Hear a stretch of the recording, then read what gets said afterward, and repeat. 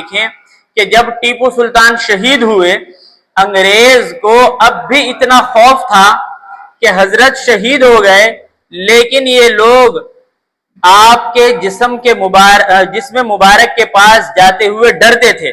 अल्लाह तबारक व तआला ने ऐसा रौब, ऐसी वजाहत हजरत टीपू सुल्तान के चेहरे के अंदर रखी थी, दूर से ही ये ढेले मार मार कर देखते हैं। तारीख दोहराई गई, बदर ओहद के अंदर सईदना हजरत अमीर हमजा रजी अल्लाह तआला अन्हु जब खंदक के अंदर गिरकर शहीद हुए तो हबशी भी दूर से ढेले मार मार के देख रहा था। तो इसी तरीके से टीपू सुल्तान के साथ भी हुआ।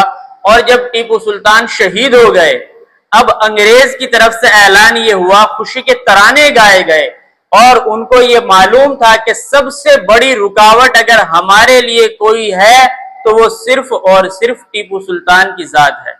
उनके शहादत के बाद अंग्रेज ने साफ लफ्जों में यह ऐलान कर दिया, अब मुल्क हमारा हो गया। और 3 जुमले तो अंग्रेज के इतने मशहूर हुए हैं, बहुत ज्यादा। उन्होंने ये कहा कि मुल्क तो बादशाह का है, खल्क खुदा की है। लोग जो हैं, खल्क जो है वो खुदा की, और हुक्म आज से अंग्रेज का चलेगा। ये बात जो है ऐसी आम हो गई कि हर कोई ये मानने को तैयार हो गया कि अब तो जो है अंग्रेज तसल्लुत हो गया है, अंग्रेज अब छा गया है।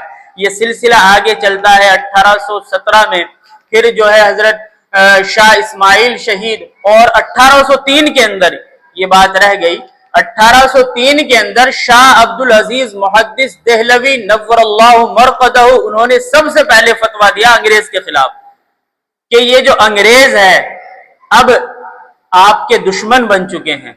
और ऐलान ये किया कि हिंदुस्तान के बसने वालों ये बात समझ लो कि तुम्हारे ऊपर जिहाद फर्ज हो गया है और हम लोग हिंदुस्तान के अंदर अब गुलाम हो गए हैं।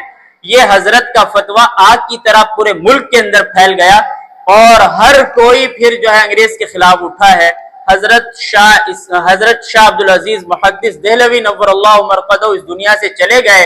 फिर उसके बाद शाह इस्माइल शहीद और सैयद अहमद, ये दोनों हजरात फिर मुल्क के अंदर इन्होंने जो है इस मुहिम को आगे बढ़ाया और जगह जगह ये लोग गए। 1818 से लेकर 1831 में फिर जंग हुई, उसमें ये दोनों हजरात शहीद हो गए।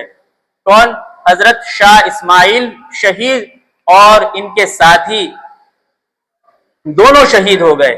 यहाँ बज़ाहिर मुसलमानों को नाकामी हुई। 1831 के बाद फिर जो है मुसलमानों की ये मुहिम आगे बढ़ती रही और ये आगे बढ़कर 1857 में पहुंची, जहां आपके अकाबिरीन ने फिर इस मुहिम में पेश कदमी की।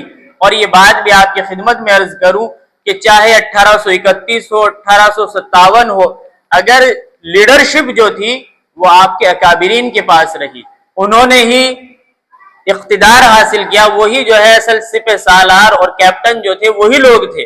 1857 से पहले आपको शामली का मैदान याद है, उसमें जो हुआ हजरत मौलाना रशीद अहमद गंगोही, हजरत मौलाना कासिम नानोतवी, हजरत थानवी, हजरत हाफिज जामिन शहीद, ये लोग इस जंग के अंदर शामिल हैं। हत्ता कि यहाँ भी मुसलमानों को नाकामी हुई और मसलिहत क्या, अल्लाह रब्बुल इज्जत की मसलिहत को कोई नहीं जान सकता। अगर यहाँ मुसलमानों को नाकामी ना होती तो फिर दारुल का वजूद ना होता। कौन जानता दारुल से इतने जबरदस्त उलमा और रहती दुनिया तक ये इल्म का गहवारा मजहब इस्लाम की आबियारी करता रहेगा, कौन जानता फिर इसको। उसके 10 साल के बाद ही तो दारुल वजूद में आया है, 1857 के बाद। फिर यहाँ से शेखुल हिंद की जो तहरीकें चली हैं वो तो फिर लोगों के सामने आती ही ना, अगर पहले ही कामयाबी हो जाती। तो उसके बाद मुसलसल उलमाए देवबंद का किरदार इस मुल्क को आजाद कराने में रहा।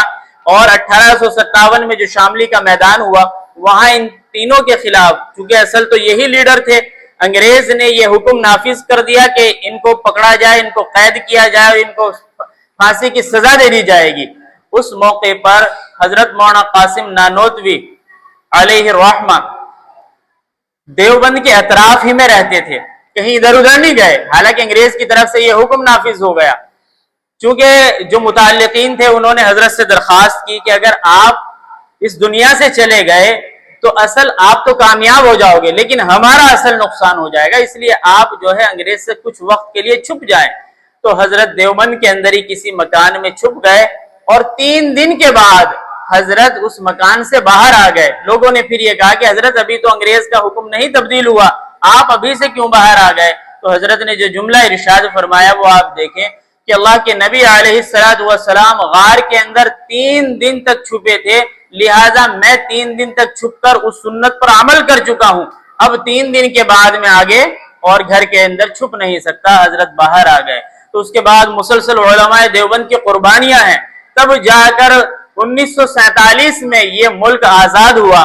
اور آج آزادی کا ماحول کیا ہے کہ اصل ہمارے اکابرین نے اپنی جانوں کے نذرانے، اپنا مال، اپنا تن من دھن سب کچھ لگایا اس ملک کے لیے، لیکن آج ہمیں کیا ملتا ہے؟ ہمیں دوسرے درجے کا سمجھا جاتا ہے۔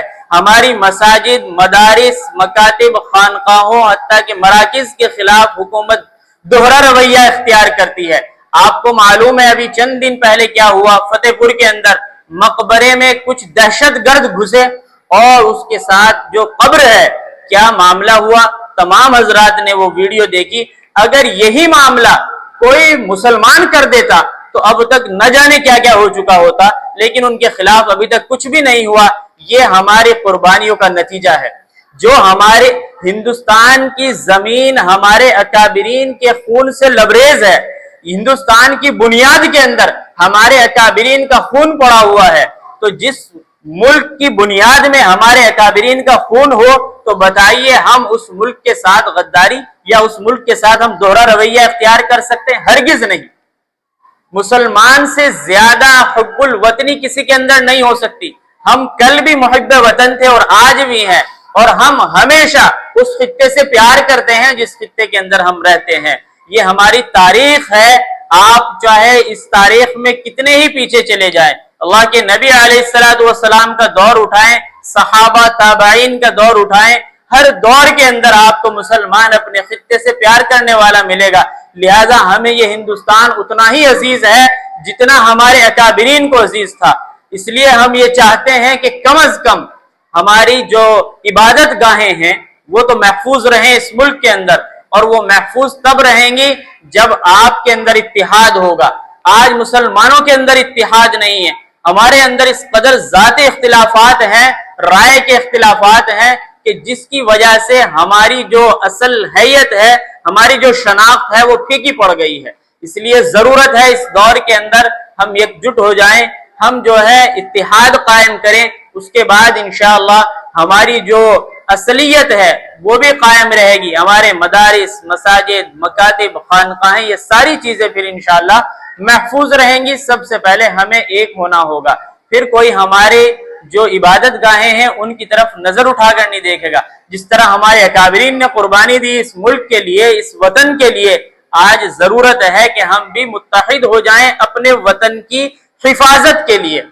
ہم چونکہ اپنے ملک کے ساتھ ذرہ برابر بھی خیانت دار نہیں ہیں، ہم تو اس ملک سے بے پناہ پیار کرتے ہیں۔ تو یہ تاریخ کا مختصر سا ایک حوالہ تھا جو میں نے آپ کو 1400 سے لے کر 1947 تک، اسی لیے میں نے کہا تھا کہ تفصیل تو نہیں ہو سکتی، لیکن یہ تاریخ وہ ہے جو ہمارے بچوں کو، ہماری نسلوں کو، ہمارے جوانوں کو پتہ ہونی چاہیے، جو پتہ نہیں ہے۔